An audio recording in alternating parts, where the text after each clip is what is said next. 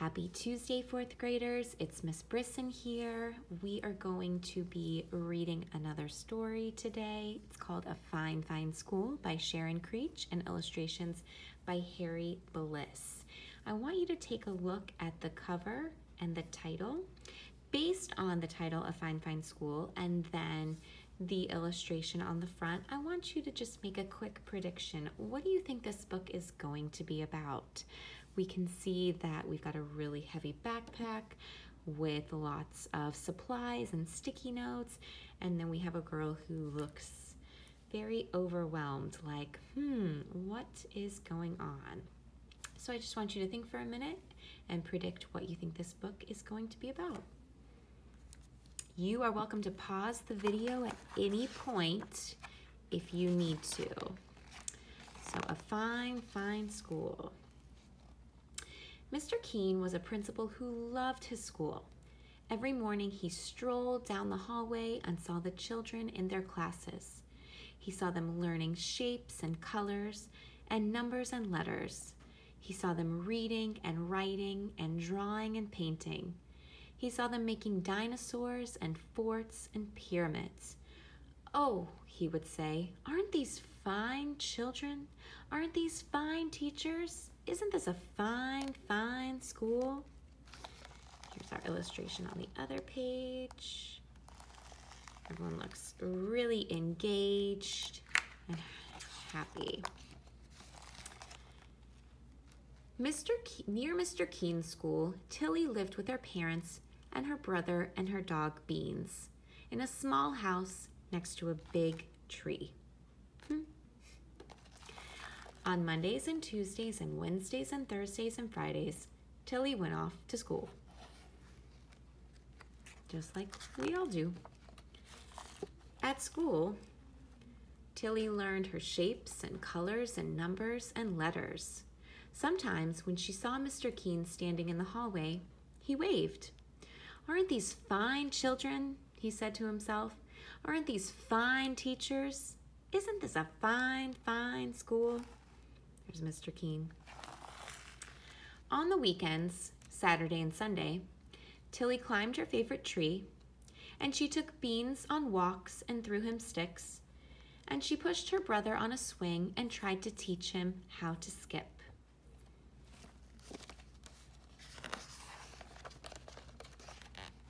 But on Mondays and Tuesdays and Wednesdays and Thursdays and Fridays, Tilly went off to school. Beans and her brother did not like to see her go. "Hurry, hurry, hurry home," her brother called. One day, Mr. Keene called all the students and teachers together and said, "This is such a fine, fine school. I love this school. Let's have more school. From now on, let's have school on Saturdays too." The teachers and the students did not want to go to school on Saturdays, but no one knew how to tell Mr. Keene that. He was so proud of the children and the teachers, of all the learning they were doing every day. How would you guys react if Miss Oots and Miss Smith said, "Oh my goodness, we're just doing so much learning. It's so wonderful. Let's just come to school on Saturdays"? How would you react? And so, that Saturday, Tilly set off for school. "But it's Saturday. What about the swings?" her brother called. The following month, Mr. Keene announced, "This is such a fine, fine school. I love this school. Let's have more school. From now on, let's have school on Sundays too." Ooh. The teachers and the students did not want to go to school on Sundays, but no one knew how to tell Mr. Keene that.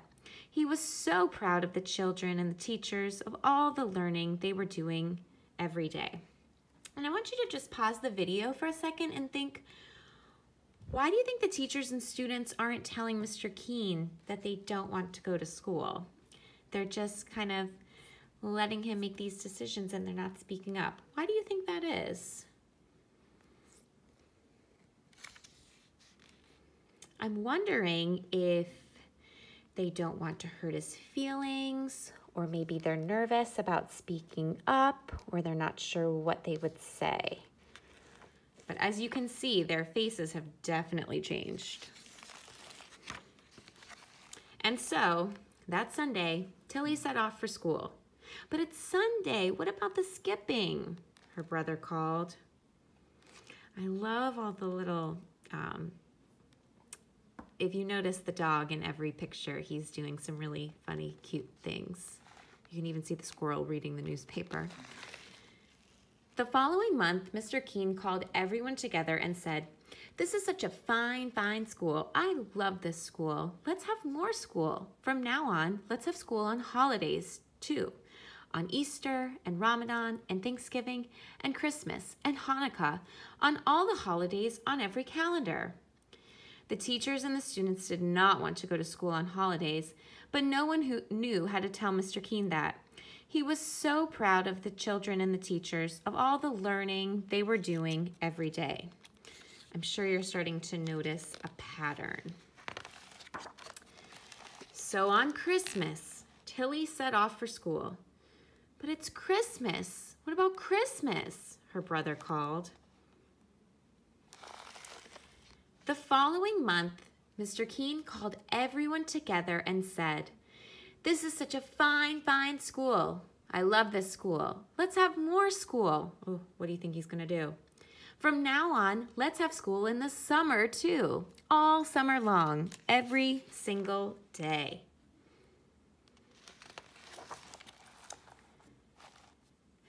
"How much we will learn," he said. "We can learn everything. We will learn all about the numbers and letters, colors and shapes, the Romans and the Egyptians and the Greeks. We will learn about dinosaurs and castles and everything. We will learn everything." Notice all of the faces in the background, the children in the illustrations. Whew, they do not look happy. They look really upset and really worried. The teachers and the students did not want to go to school on Saturdays and Sundays and holidays and all summer long, every single day. But no one knew how to tell Mr. Keene that. He was so proud of the children and the teachers, of all the learning they were doing every day. But as you can see, things are getting kind of out of control. And so, on the first day of summer, Tilly set off for school. "But it's summer. What about summer?" her brother called. And that day, Tilly went to see Mr. Keene. She stood in his office in the front of his desk. "What a fine, fine school this is," Mr. Keene said. "What an amazing thing everyone is learning." "Yes," Tilly said, "we certainly are learning some amazing things." "A fine, fine school," Mr. Keene said. "But," Tilly said, "not everyone is learning." "What?" Mr. Keene said. He looked very worried. Who? Who isn't learning? Tell me, and I will see that they learn." "My dog Beans hasn't learned how to sit," Tilly said, "and he hasn't learned how to jump over the creek." "Oh," Mr. Keene said. "And my little brother hasn't learned how to swing or skip." "Oh," Mr. Keene said. "And she said. "But you go to school," Mr. Keene said, "to our fine, fine school." "True," Tilly said, "but I haven't learned how to climb a very high tree, and I haven't learned how to sit in my tree for a whole hour." "Oh," Mr. Keene said. That day, Mr. Keene walked up and down the halls, looking at the children and the teachers. Up and down he walked, up, down, up, down. Notice all of the children. He's even brushing his teeth. They look very overwhelmed and stressed out. The next morning, Mr. Keene called everyone together. The children and the teachers were very worried. Why do you think they were so worried that he had called them all back together? Probably because they were afraid he was going to add more school, which there's really not many more days to add. Mr. Keene said, "This is a fine, fine school with fine, fine children and fine, fine teachers. But not everyone is learning." The children and the teachers were very, very worried. Mr. Keene said, "There are dogs who need to learn how to sit and how to jump creeks." What did he mean? Was he going to make the dogs come to school? "And there are little brothers and sisters who need to learn how to swing and how to skip." What did he mean? Was he going to make their younger brothers and sisters come to school too? The children and the teachers were very, very worried. I want you to predict what you think he is going to say next. What do you think he's going to decide?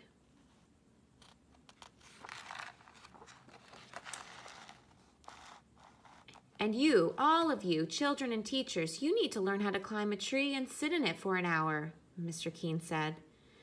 The children and teachers were very worried. "And so, from now on, we will not have school on Saturdays or Sundays or holidays or in the summer." A huge, enormous roaring cheer soared up to the ceiling and floated out the window so that everyone in the town heard the fine, fine children and the fine, fine teachers shout, "Fine, fine, fine." As you can see, enormous is a synonym for huge. It is the same thing. Roaring is really, really loud, so they are making really loud, large cheers throughout the hall.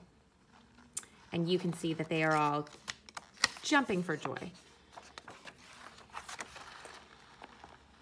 And the fine, fine children and the fine, fine teachers lifted Mr. Keene up, and they carried him down the hallway and out the doors and through the town, up and down, in and out. And everywhere they went, the people said, "What a fine, fine school, with such fine, fine teachers and fine, fine children, and a fine, fine principal." So we are quickly going to talk about the problem and the solution. The problem is what was wrong, and then the solution is how it was solved. So the problem was that Mr. Keene was making the students and the teachers come to school all the time. He kept adding more and more days until they ran out of days and they were going to school every single day and they were really stressed out. The solution, we actually had one little girl who was part of the solution. Tilly decided to talk to Mr. Keene about school and how it was affecting everyone's personal life. And so she was part of the solution that helped change his mind. So I want to leave you with one quick question. I want you to think, what was the lesson that Mr. Keene, the principal, learned in all of this?